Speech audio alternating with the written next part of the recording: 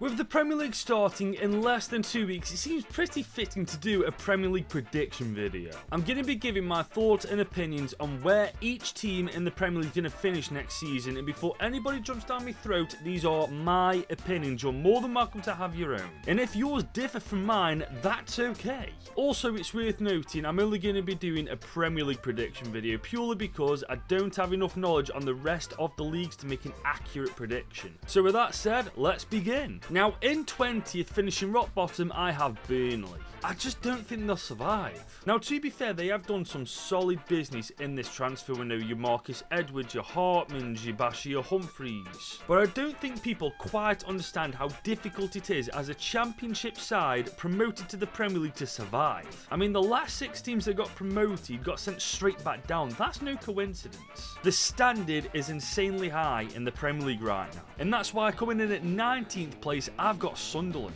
Again, another team who's done business, but I feel like they'll finish higher than Burnley because they've just done way better business. Habib Diarra from Strasbourg, Simon Adingra from Brighton, Enzo Lefebvre on a permanent deal, Talby from Club Brugge, Granit Xhaka from Leverkusen. I mean, come on, that kind of blows Burnley's transfer window out the water, doesn't it? But do I think they'll survive? I just don't think they're going to be strong enough.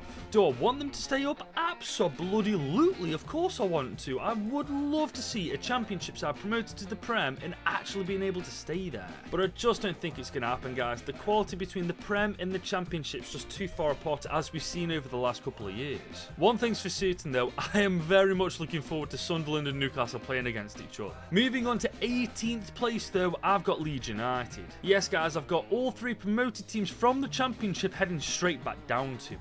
But out of the 3, I would definitely say Leeds United have the strongest chance of survival, and I don't think it's going to be a case of them being early relegation candidates. I think they're going to put up a real fight, and it's going to be one of them that's going to be closed out at the end. And just like the Black Cats, Leeds have had a good bit of business themselves. They've got Jakob Bijol from Udinese, Lucas Perry from Olympic Lyon, Sean Langstaff from Newcastle, Goodmanson from Lille. I mean, these are the signings you need to be making if you want to survive. These are all from the top leagues in their respective countries. I mean, to be fair, the only reason I've got Leeds above Sunderland is on paper right this second, I believe Leeds are better. But I really hope I'm wrong about these 3 being relegated, man. Like I've said, I would love to see a championship side survive the Hell, I'd love all 3 of them to stay up. But that's the bottom 3 sorted. Now it literally is a case of which Premier League side is going to finish where. So starting in 17th place, I've actually got Wolves. I don't know why, I've just got a feeling that these lot are going to struggle, losing Cunha to Manchester United, Ait-Nouri to Manchester City. I mean, losing 2 of your best players isn't exactly going to help your chances of doing well, is it?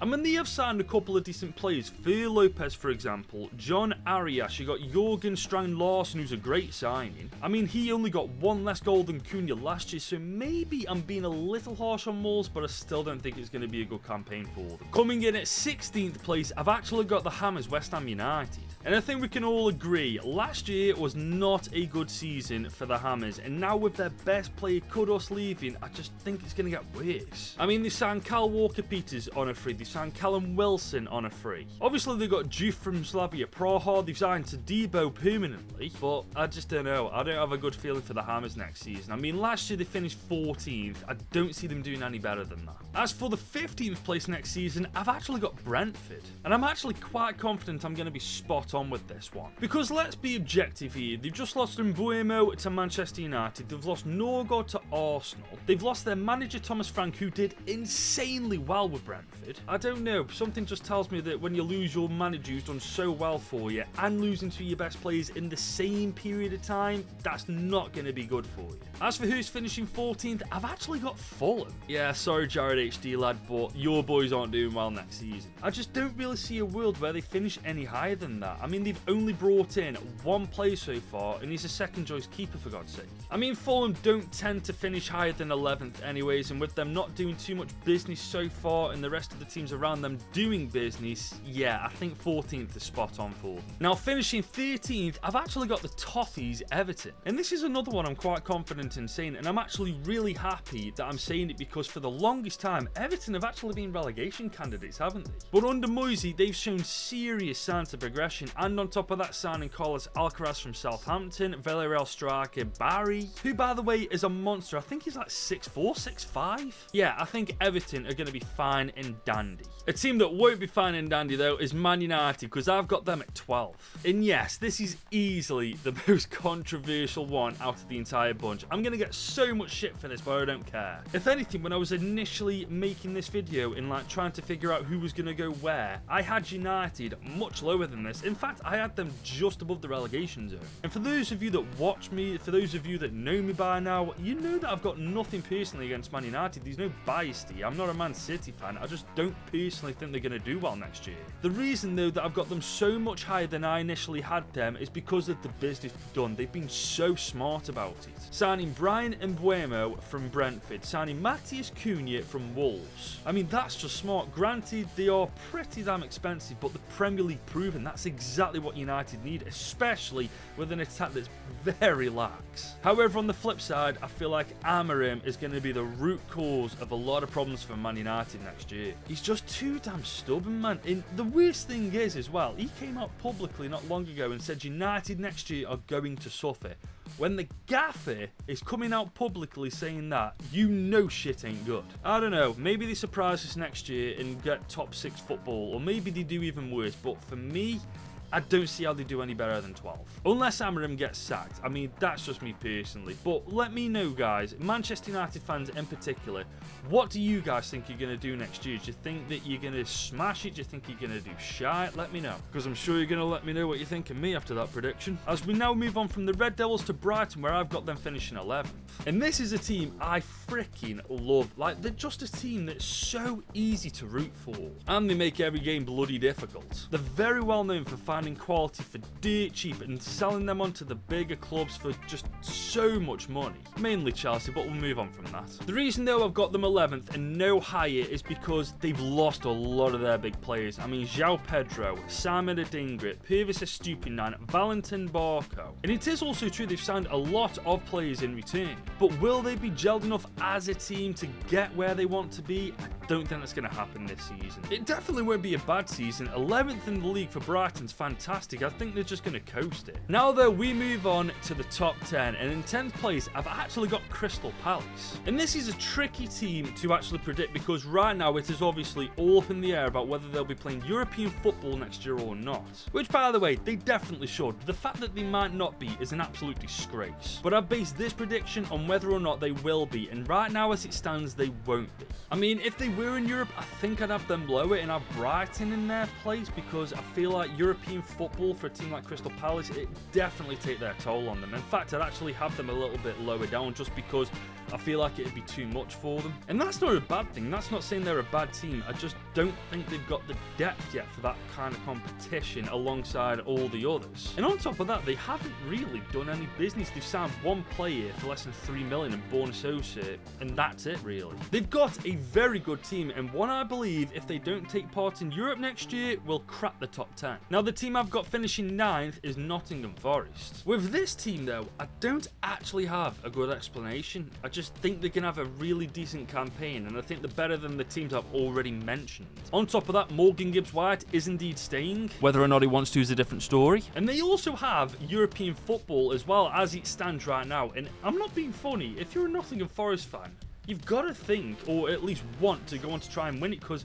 they've definitely got the quality in the team to do that. Now in the 8th place, I've actually got the Cherries. And yes, this one may leave you scratching your heads a little bit, because obviously they've lost Milos Kerkez to Liverpool, they've lost Dean Housen to Real Madrid. 2 of their strongest players. And honestly, I'd actually say Forest on paper is stronger right now, and I've got them one place below them. However, Bournemouth do not have European football, and Nottingham Forest do, and that's a big reason why I've got Bournemouth ahead of them. And on top of that, they signed Truffert from Stade Rennais, they have signed Petrovic, which is a Chelsea fan stings like a bitch because I wanted him in goal over freaking Sanchez. Seriously, get out of my club. But yeah, I think Bournemouth finish around 8th in the table. I mean, it might be a little bit lower, but I feel like this is good for them. Moving on to 7th place, and this is where I've got Aston Villa finishing. And honestly, even I think this is harsh, and I'm making this damn video because they've become such a threat in the Premier League. It's got to the point where Aston Villa, you play against them, you come away with a draw, you come away with a win, you're ecstatic because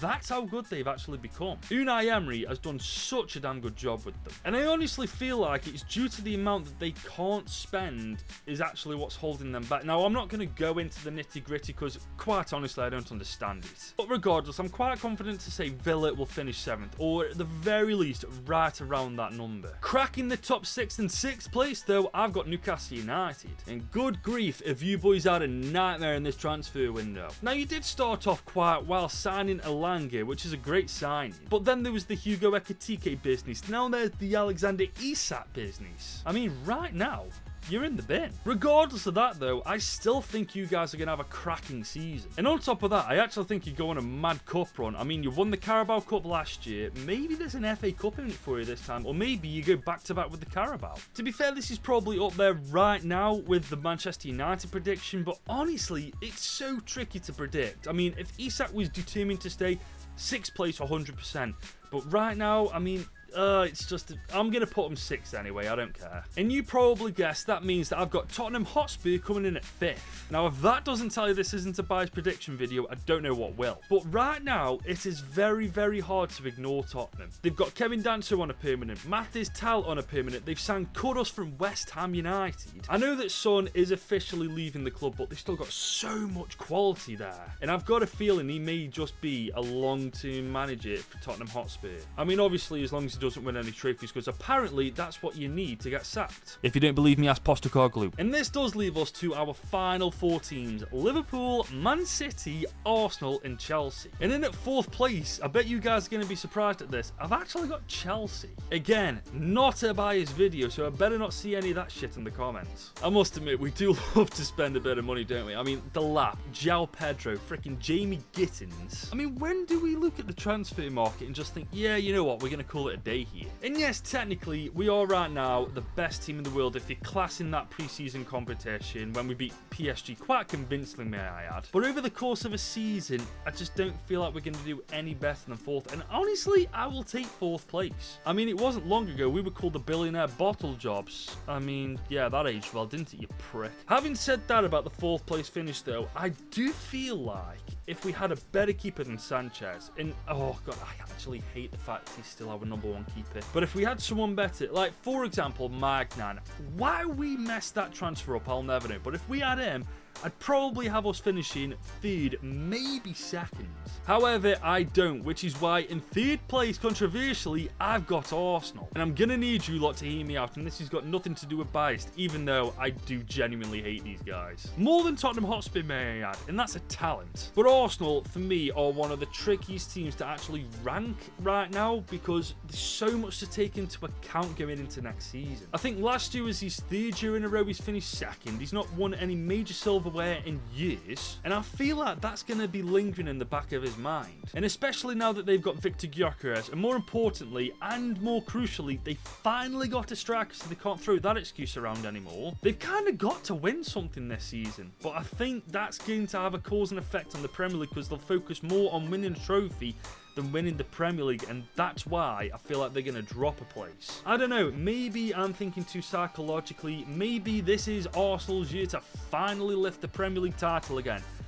But I just don't see that being the case, to be honest. You can hate me, you can give me shit in the comments all you want, but that is a hill I'm going to die on with this video. And this brings us to the final 2, Liverpool and Manchester City. And I've actually got Man City coming in 2nd this year, because I feel like they're going to step up to the plate. They're definitely going to improve upon last season's performance, which for Man City's standards was absolutely dreadful. But I don't know, I don't think they're going to do better than Liverpool. One thing that City have done this year, though, which was absolutely needed, they've bought for the present and the future. Dejani Rangers, Rayan Aït-Nouri, Rayan Cherki, James Trafford. I didn't even know we freaking signed for them until now. What the hell? But more to the point, all these guys are very good players now, and they've still got a lot of gas left in that tank. So whilst I've got them finishing 2nd right now, I definitely don't feel like it's going to stay that way for much longer, especially if Guardiola is going to stay long term. Which obviously means coming in at 1st place, the champions once again, Liverpool. And honestly, I feel like it's kind of hard for them not to win it with all the quality they brought in. I mean, Florian Wirtz, Hugo Ekitike, Milos Kerkez, Jeremy Frimpong, who for some reason everybody's overlooking. I mean, I don't feel like how good of a replacement that is for Trent Alexander-Arnold until the Premier League starts, man. He's so good. And at the time of recording this video, Isak, there is still a chance that he could be joining Liverpool. I mean, I don't personally think that's going to happen. I feel like that ship's kind of sailed. They've been mucking around with the transfer fee a bit too much. But to be fair, with the whole Isak Newcastle United saga, who knows what's going to bloody happen, man. Only time will tell on that one. But here is my Premier League prediction in all of its glory. Do pardon the poor graphic design. There's many things I'm good at. Graphic design is not one of them. But let me know what you think about this prediction list. Have I got it pretty spot on in your opinion? Have I got it way off? Do you think I'm a wanker now? I mean, hopefully not. Please keep it PG. These are my opinions. There's literally no malice or hatred or bias in any of them. It's just my personal thoughts. That is it for this video though. If you have enjoyed it, leave a like on it, smash that subscribe button if you're new, and I will see you tomorrow for my next video.